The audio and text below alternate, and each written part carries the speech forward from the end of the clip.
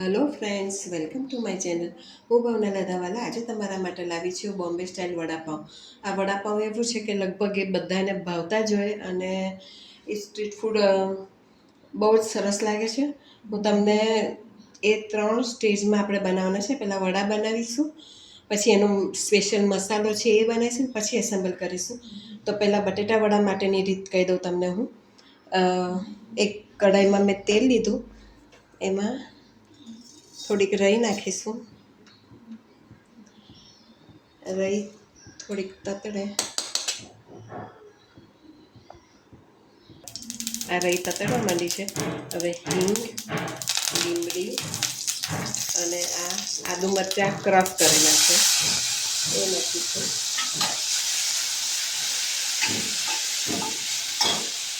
થોડીક હળદર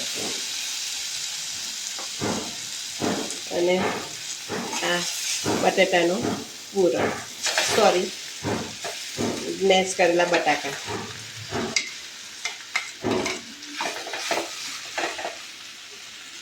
હવે આપણે એમાં સ્વાદ પ્રમાણે મીઠું નાખી દઈશું, ધાણા અને લીંબુનો રસ.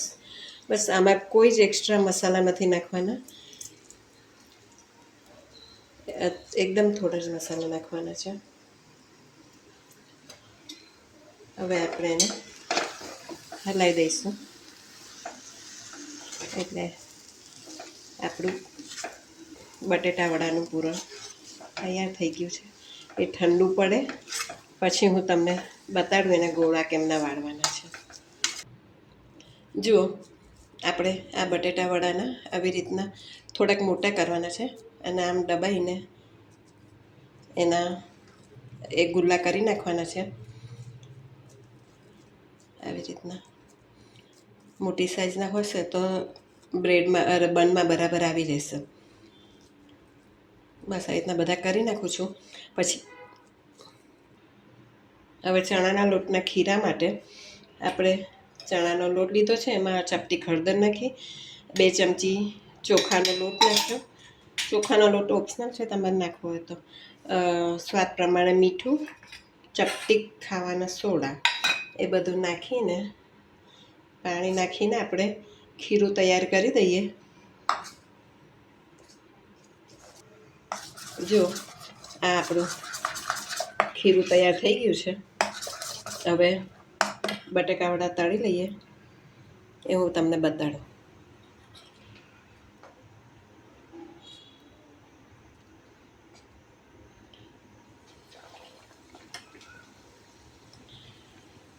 બટાકા વડાની જોડે થોડીક આપણે મમરી પણ એક્સ્ટ્રા નાખવાની છે. આવી રીતના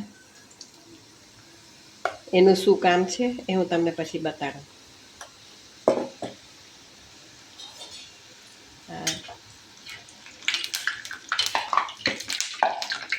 બટેટા વડા બધા તળાઈને રેડી થઈ ગયા છે અને મેં મમરીએ બનાવી છે ચટણી નાખવા માટે.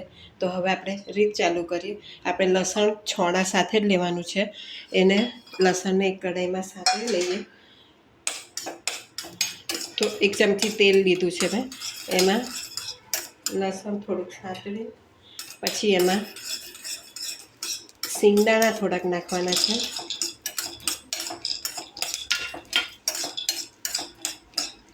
સિંગદાણા, કોપરું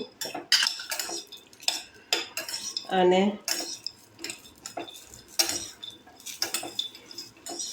આ થોડુંક સંતળાય પછી આખા સૂકા મરચાં લીધા છે એ નાખવાના છે, 5-6, અને સ્વાદ પ્રમાણે મીઠું એટલું નાખીને સંતળાય પછી આપણે ઉપરથી આ મમરી નાખીને, તમારે મિક્સરમાં ફેરવવું હોય તો મિક્સરમાં અને ખલમાં કચરવું હોય તો ખલમાં એને આપણે કચરી નાખીએ. એટલે આ તમને બતાડું એ ચટણી તૈયાર થયેલી.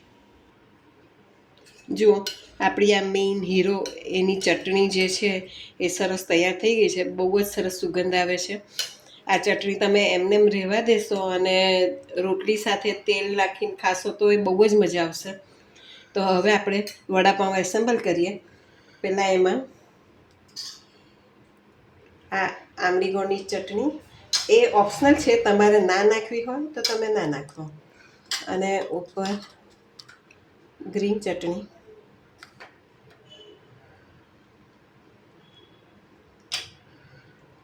નીચે થોડુંક આપણો ચટણી અને એક વડું મૂકવાનું છે અને ઉપર ચટણી મૂકવાની છે અને ઉપર એક તળેલું લીલું મરચું. તો તૈયાર છે આપણા બોમ્બે સ્ટાઇલ વડાપાઉં. તમને આ બહુ જ ભાવશે, તો તમે આ નક્કી ટ્રાય કરજો. જો તમને મારી આ રેસીપી પસંદ આવી હોય તો પ્લીઝ મને સબસ્ક્રાઈબ જરૂરથી કરજો અને બેલ બટન દબાવજો. Thank you.